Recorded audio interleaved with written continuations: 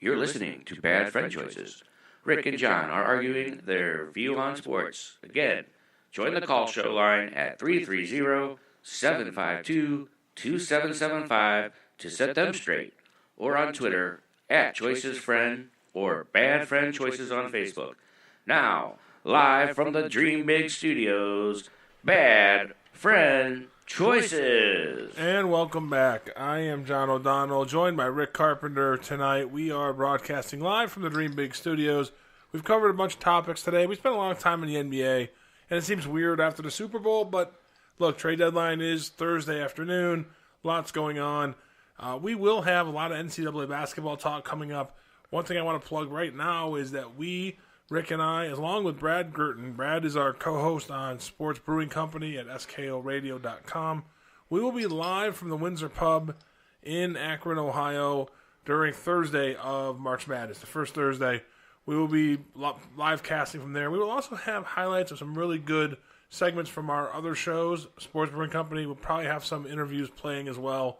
So it should be really fun, long show. Rick, I know you're excited about that. Oh, that's going to be a lot of fun. I'm looking forward to that. I mean, we already talked about what we're going to do and everything. And taking cuts from your Steven Johnson interview, that needs to be heard by a lot more people. So we are hoping to have some guests. We are working to make the show great.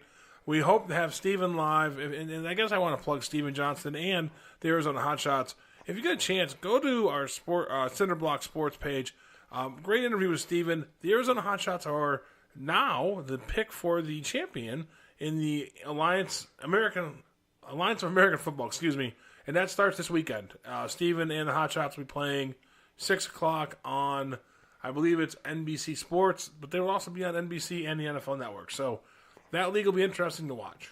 Yeah, and hey, we can never get enough football. That's the way I look at it. I mean, we'll talk basketball, we'll talk baseball, we'll talk a little bit of hockey later on when hockey gets closer.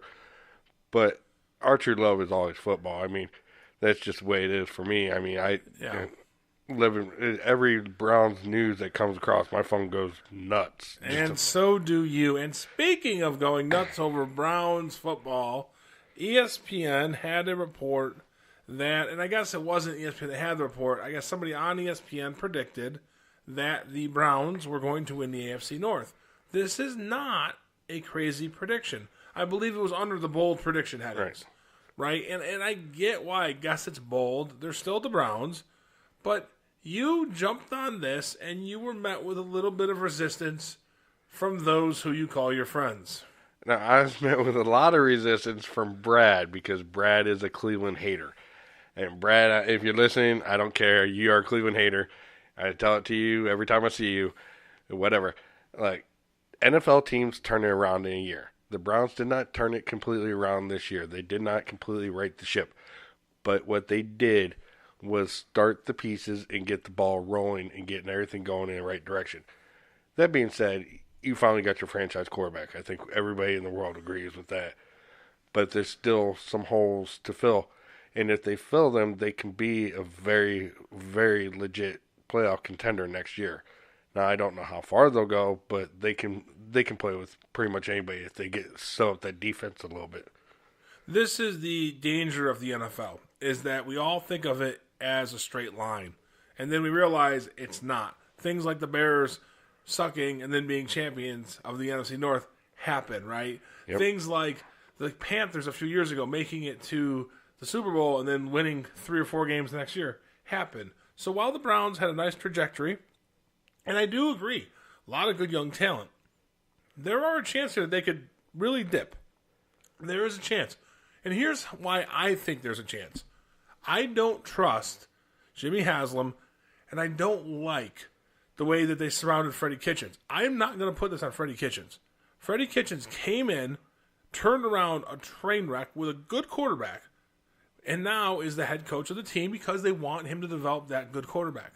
But the nucleus of coaches they put around him are really veteran coaches who are going to have a lot of thoughts. And if those thoughts trickle up to the meddlesome owner, Haslam, and form a toxicity similar to what happened, then we're going to have a real problem if the Browns struggle. Now, if the Browns just blow everybody out and they're 8-1, That's not going to happen. Right. But if they struggle and that meddling happens, I think the Browns have a real chance of having a bad season next year. They have to hope Haslam keeps out of it. The main thing with the Browns, and what it was weird when they got all these coaches, they did get a lot of great coaches to be like the DC, the offensive coordinator. The guy from Tampa Bay for offensive coordinator was being looked at for other head coaching jobs. I mean, what was said though is, and I read in an interview with one of the coaches they got saying, "Hey, there's something special happening in Cleveland. I want to be a part of it." That being said, if Haslam can just keep himself out of the way of this and let it go itself, let Dorsey do his job, let the coaches do his job, then I think they have a real chance of building something special. If Haslam starts putting his fingers in, that's when you can have a problem. But you have all the pieces there, and it's so nice to see. Baker is about the most charismatic quarterback you see out there right now. If he's not doing a commercial, which was hilarious when Tom Brady said, "Oh, hold these," and it was my rings. And I caught a bunch of crap for that. Like, oh, that's the only rings he's ever going to hold. And he's made jokes like that with Kevin Hart. They made a joke about it. But there is a real good chance this team could develop into something special. Their defense was not that good at the second half of last year. And if they pick up, let's say, it's not a far shot, but Ndamukong, he'll be a free agent. Von Miller's come out and said he'd play for Cleveland because Elway he's under contract, though. He's not going anywhere. Well, Elway kind of threw him under the bus, and Von Miller's not going anywhere. He's going to be a Bradley Chubb for the next 3 years. Saying stuff happens. See, and this is where I think Browns fans really have to pump the brakes. You have a good team, and I think here's one thing you know is going to happen. 2 things. You're going to draft well again. I don't think there's any doubt in that in my mind. Now, if you don't draft well, let's just say we see the draft, and all of a sudden Dorsey makes picks that Dorsey wouldn't make. That's a bad sign. Because now we've got Haslam in the room with him, and we know that's kind of his thing. Now, it didn't happen last year. Dorsey drafted a great draft. I'll assume that that's going to happen again. I'll also assume that Dorsey's going to make some really bad free agent contracts, because that's what John Dorsey does.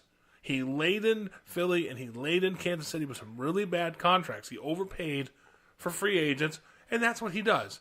Now, if they pan out with your young talent, you will have a very good team. But don't tell me that you know Baker Mayfield's going to be a franchise quarterback, because we talked about Pat Mahomes, and he's going to get adjusted to. I don't think he's going to throw 50 touchdowns again. Defenses are going to adjust to him. Same thing's going to happen to Baker Mayfield. You don't know that he's a franchise quarterback. He had a great year. But we don't know he's a franchise quarterback. We're going to have to see it another year. Oh, he's a franchise quarterback. Take my word for it. Well, write it down. It's in the books. You are objective, so my thing with the reason about Pat Mahomes I think he's going to have problems with is I think that no-look crap and the throwing the ball left-handed is what's going to end up He didn't throw 50 passes, no looking. He threw 50 passes, winging the ball down the field. But he does throw a no-look pass every now and then. He does throw a left-handed ball. For one. That's when it's going to get him in trouble. I see him settling down a little bit and not making them plays. Baker Mayfield's decision-making was not good the last 2 or 3 games of the year. He only threw 14 interceptions all year. Like 6 of them were in the last 3 games. So I think Mahomes is much better quarterback right now than Mayfield. And he's a different quarterback. Mahomes is a more playmaking type quarterback. He's going to get outside the pocket. Yeah. He has a special arm talent. Baker Mayfield doesn't have a special arm talent. He is accurate. He's special in his accuracy, but he doesn't have a special arm talent. And he seems to be a great leader of men. He's immature, and I hope he grows as a leader. He is immature. We cannot argue that he's immature. You can't say he's not. He's got a chip on his shoulder. I love it. It's Cleveland. It fits Cleveland. He's immature. And I'm not saying that that's a terrible thing at his age. Because I was 23 once, many, many years ago. Not the most mature person, even at 33. We mature. It happens. I'm hoping it happens for him. He's older than 33, too. Nice shot. Baker's always going to be that guy who has a chip on his shoulder. Then he's always going to struggle to Peyton Manning always had a chip on his shoulder. It's different. You do this a lot. Peyton Manning was boring. He did not give you audio clips. He did not give you bulletin board material. He did not stare down opposing coaches. He did not try to plant a flag in AstroTurf. He did not grab his crotch. He did not get arrested. These are things that Baker Mayfield has done and continues to do. Continued win. In last season, was he not staring down Hugh Jackson? Has continued win since the Hugh Jackson thing. When's the next chance? What was the first thing you told me? Wait till they play Arizona. That's the quarterback and talk crap about him. Wait till he plays this guy. No, that's not the quarterback talk crap about him. That's the coach that screwed him out of his college career at Texas Tech. So what? Well, so what? Mature. Show him up. Win the he's game going by to 30. show him up.